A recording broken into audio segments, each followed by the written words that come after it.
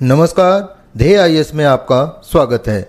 आज के इस वीडियो कार्यक्रम में हम अंटार्कटिक में बढ़ते तापमान, इसके वैश्विक जलवायु पर प्रभाव और अंटार्कटिका के बर्फ के आकलन में आने वाली चुनौतियों पर चर्चा कर रहे हैं।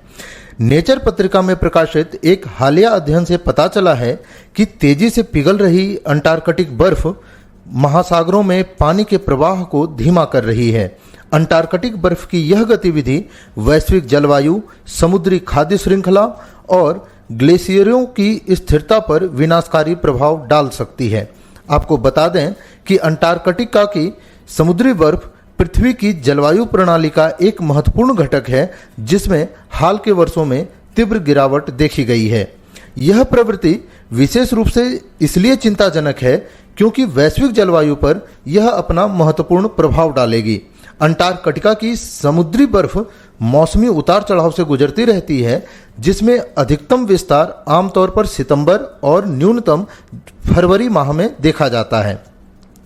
पिछले 2 मौसमों में इसमें लगातार गिरावट देखी गई है। यहाँ बर्फ का वर्तमान स्तर 1970 के दशक के अधिकतम स्तरों से काफ़ी कम है।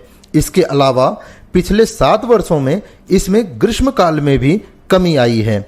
यह गिरावट इसलिए भी काफ़ी खतरनाक है क्योंकि समुद्री बर्फ पृथ्वी की जलवायु प्रणाली को नियंत्रित करने में अपनी महत्वपूर्ण भूमिका निभाती है। यह सौर ऊर्जा को वायुमंडल में वापस प्रतिबिंबित करता है, जो पृथ्वी के तापमान को संतुलित रखने में मदद करता है। इसके अतिरिक्त समुद्री बर्फ का निर्माण वैश्विक महासागरीय धाराओं को चलाने में सहायक है। नतीजतन अंटार्कटिका के समुद्री बर्फ में किसी भी महत्वपूर्ण परिवर्तन के पृथ्वी की जलवायु प्रणाली के लिए दूरगामी परिणाम साबित हो सकते हैं। जबकि आर्कटिक क्षेत्र में समुद्री बर्फ में कमी की प्रवृत्ति लंबे समय से देखी जा रही है, लेकिन अंटार्कटिका में हाल के वर्षों में कमी आई है। यह अनियमित व्यवहार जलवायु मॉडल के लिए एक महत्वपूर्ण चुनौती है। आपको बता दें कि जलवायु मॉडल जलवायु के पूर्वानुमान के लिए अंटार्कटिक समुद्री बर्फ का सटीक अनुमान लगाने में इस समय विभिन्न चुनौतियों का सामना कर रहे हैं। इन जलवायु मॉडलों में तापमान, महासागरीय जल धाराओं, आर्द्रता और समुद्री बर्फ के विकास का प्रतिनिधित्व करने वाले विभिन्न घटकों को शामिल किया जा सकता है। इनके द्वारा महासागर और भूमि की सतह के तापमान का सटीक अनुमान लगाया जा सकता है, लेकिन अंटार्कटिक समुद्री बर्फ का अनुमान लगाना इतना भी आसान नहीं है।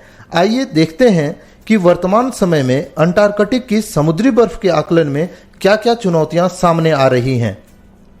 इन चुनौतियों में सबसे पहला और महत्वपूर्ण कारण पवन और समुद्री धारा के पैटर्न में परिवर्तन का होना है।